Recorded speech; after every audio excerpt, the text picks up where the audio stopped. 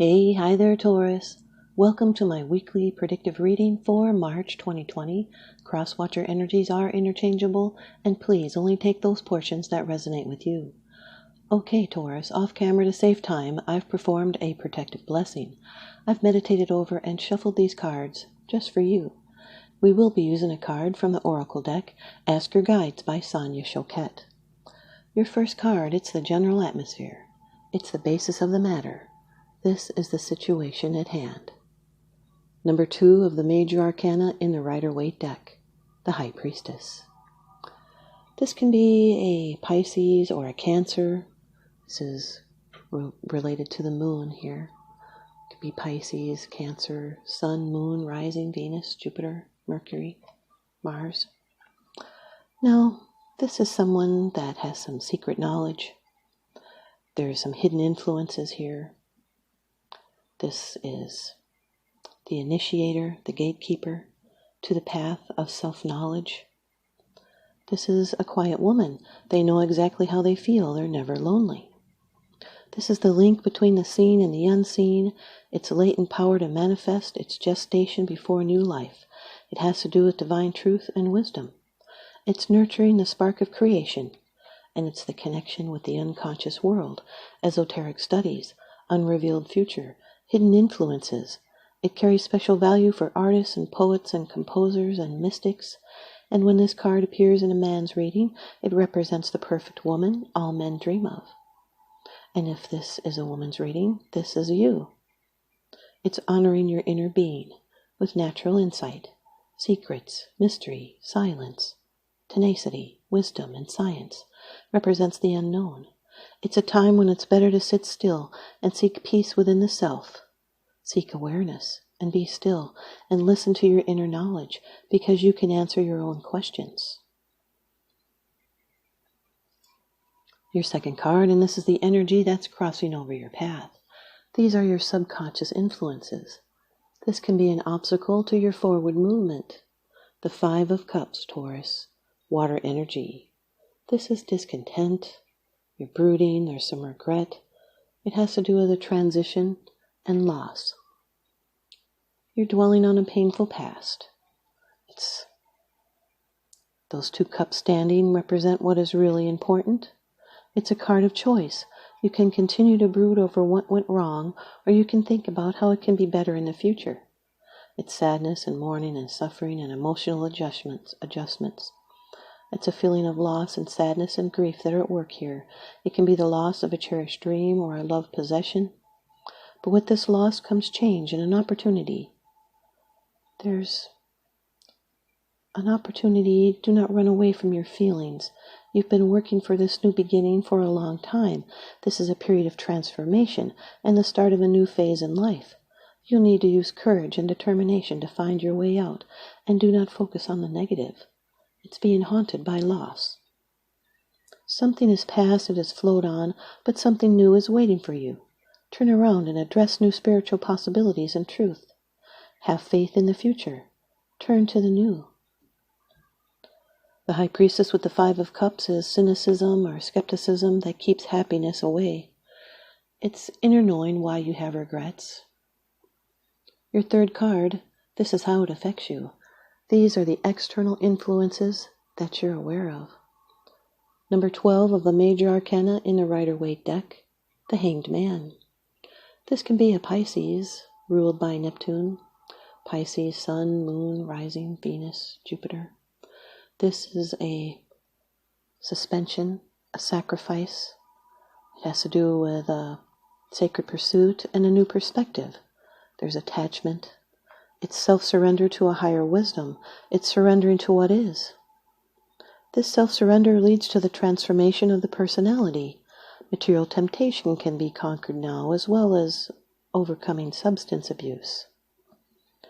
There's wisdom and circumspection and discernment, trials and sacrifice, intuition, divination, prophecy. It's patience and waiting and revealing. This one is someone who knows their own mind. They're independent with their own values. It's someone that will not be moved until they are ready. It's peace and self-reliance that often follow a difficult period, especially one of self-examination. It's a unique point of view and a sacrifice for a greater good. It's surrendering and coping, waiting, suffering, experiencing delay. We control by letting go. Then we win by surrender. This is being suspended between the past and the future. A new direction in your life is in the making and readjustment is needed, but there is no hurry. But be prepared to dance to a different drummer in the future. The High Priestess with the Hanged Man can represent deep secrets that require deep contemplation. Self-pity is to be avoided. There's a danger of stagnation and of needless sacrifice. Seek distraction of an exciting or energetic nature. Your fourth card, it's the position of the future. It's the outcome, the results, the resolution. The King of Pentacles, Taurus. Here you are, Taurus, Virgo, Capricorn, Sun, Moon, Rising, Venus, Jupiter, Mercury, Mars. That bull's head is a symbol of Taurus. This is someone that's materially secure. They're an investor or a benefactor. They're a dependable, solid citizen, and they're kind to others. They're slow-moving. They're noble and sophisticated. They're very clever in business matters, like a financial wizard. And they're not corrupt. They earn money through hard and patient effort, not through unworthy or dishonest business dealings. And he's generous with what he has, and he shares gladly. The lesson is to be content with what you have and express your needs and undertake what is necessary for their fulfillment. Something tangible is completing. It's the fulfillment of the desires and power to manifest. This is someone that treats his queen like a queen, and he will battle to defend his kingdom. It can be attracting wealth. It's indulging in the finer things of life and maintaining a profitable business. Any current struggles will only end up benefiting you. Could be a person that steps in to take the lead.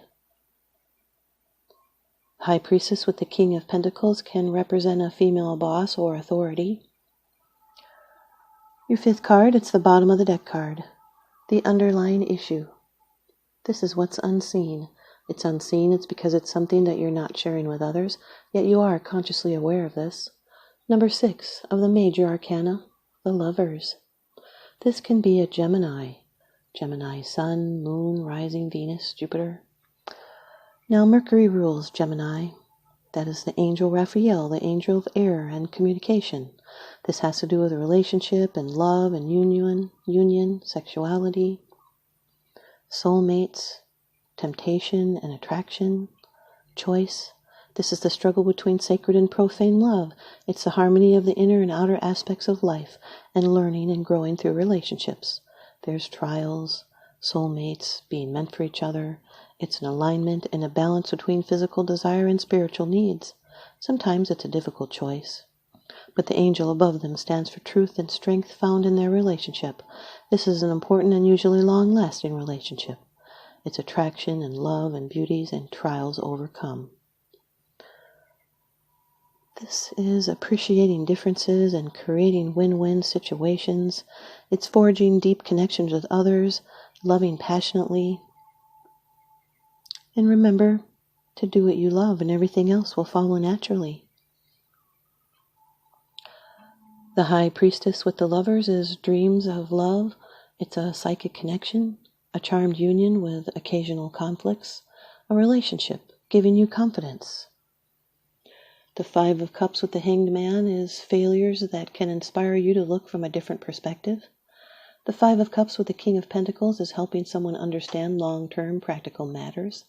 The 5 of Cups with the Lovers is temporary tears and disappointments, separation, being deeply hurt. It's establishing a relationship and learning from the past. The Hanged Man with the King of Pentacles is a redundancy. It's the art of letting go and accepting the way things are rather than the way you want it. The Hanged Man with the Lovers is how you relate to the obligations of a relationship. It's compliance in relationships that leads to unwanted pressure. The King of Pentacles with the Lovers is a choice to have a goal to dedicate to or commit to for stability. Here's your advice from the Oracle deck. Ask Your Guides by Sonia, Choquette. Discontent.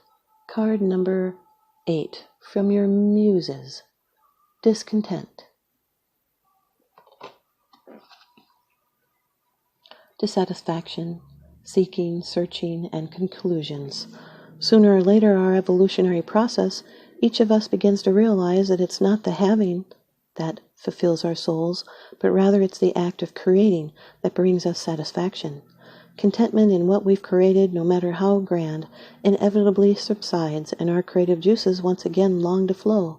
That's why the once ideal partner ceases to mesmerize, the perfect job eventually becomes mundane, and the great adventure becomes tedious. Although there's a lot to be said for enjoying what we have now, we must nevertheless respect the fact that our basic nature as creative beings is to create. Without the process, we can't fully be content. At least not for long. Your muses are present, and they call upon you now to embrace your creative discontent and undertake new projects. Their message: see your frustration as the longing to learn more, expand more, dare more, and create more. Thanks, you guys, Taurus. I hope you stay tuned in by leaving me a comment or a thumbs up, and please subscribe. Now remember, what goes around comes around, so I'm sending you out love and light and blessings. Thanks for watching.